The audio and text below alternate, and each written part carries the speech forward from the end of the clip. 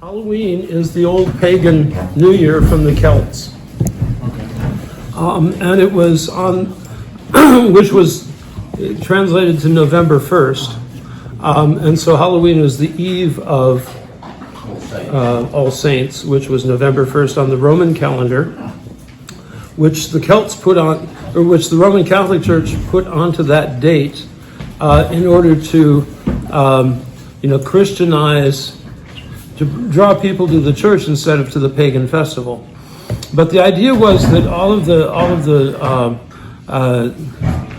ghosts, demons, and everything else was let out on the eve of All Hallows on Samhain, the feast, the pagan New Year, and then the next day was they were kind of sent back to hell or whatever. And so Halloween has always been a pagan festival. It's always been a demonic festival. And so, and it's something that developed specifically with the Celts. Different cultures did things in different ways. Initially in America, I don't know the whole history in America, but like 40, 50 years ago, it was very kind of tame and harmless, and it was just kids dressing up and going to get candy, and that was it. But over the past few decades, as it's become more commercialized, it's also become more occult. Mm-hmm. And so there's on Halloween there's all sorts of occult activity, which is purely demonic, and so it's absolutely nothing that Christians should participate in. Now, what I would suggest is, if you're tempted to participate in some kind of Halloween activities, is to get together with your Orthodox friends and have a party. Do something wholesome and do something Christian, as opposed to celebrate demons. I haven't really put this into words completely in my head yet, but I've also heard of you when I talked about this a while ago, that Halloween is like one day in the year when people are more like a community, because they come to each other's houses and they don't know, and they give each other things and stuff like that. Well, that's nice, except there's a lot more to it than that, and the meaning of it has changed substantially. And you get and you have people not only, kind of below the surface. You have people doing really demonic things like sacrifices, including human sacrifices. But you also have kids dressing up as demons and things like that, and that's not acceptable for Orthodox Christians. And if you want to dress up as a saint or something like that, and have a Christian party on October 31st on St. Luke's Day, that's fine.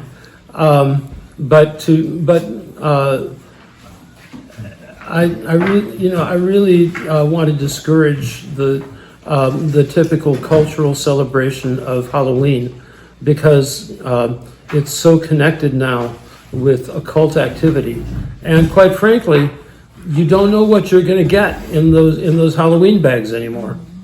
In some places, and it's perfectly fine. In other places, they do nasty things to those children who come to the. And then there's the teenagers who get into it, and they're usually full of all sorts of mischief, and that's no good either. So the church has plenty of holidays. Every day is actually a saint's day. Every day is actually a feast day. And there are some special feast days, and we should really focus on celebrating those special feast days, rather than these attempts to secularize a pagan demonic holiday. not holiday, anti-holiday. So it's always a good thing to come together and pray together. If you want to do that, that's a cause worthy of a blessing. But getting dressed up as demons and goblins and ghosts and all of that stuff is not good. And because what it does spiritually is it can create a predisposition in these kids to think that, oh, it's all make-believe. Well, the reality is it's not make-believe. Demons are real. They're very real. And they're nothing to play with. And ghosts and goblins and all of this other stuff. Those are basically just different ways the demons try to deceive us.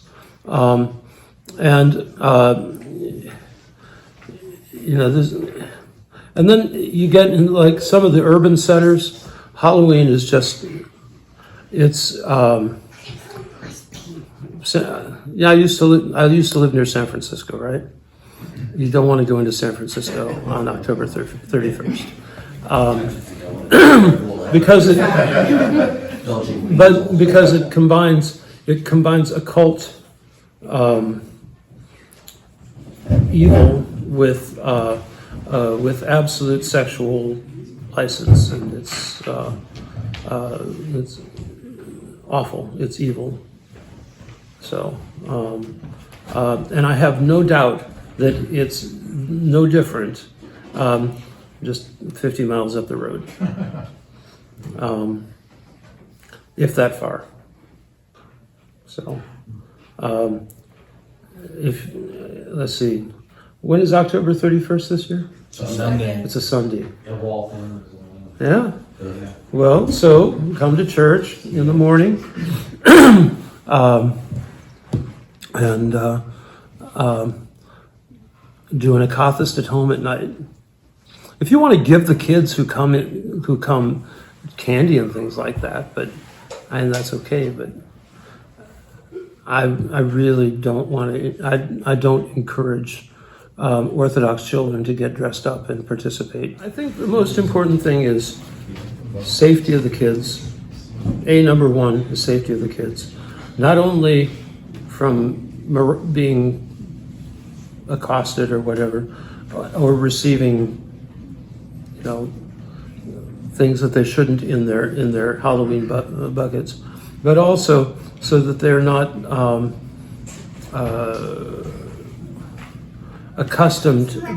don't become accustomed to celebrating the demonic.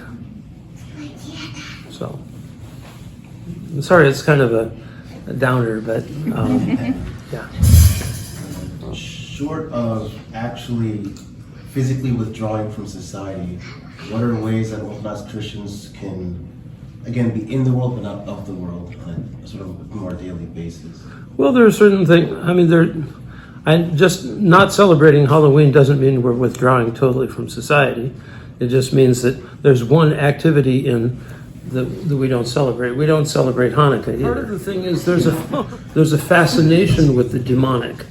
And once you're exposed to it, you get drawn into it little by little by little. And so, it starts out as something harmless, and then, for little kids, and then by the time they're 13 or 14 years old and getting rebellious and stuff, they can get way off. And I know that from personal experience.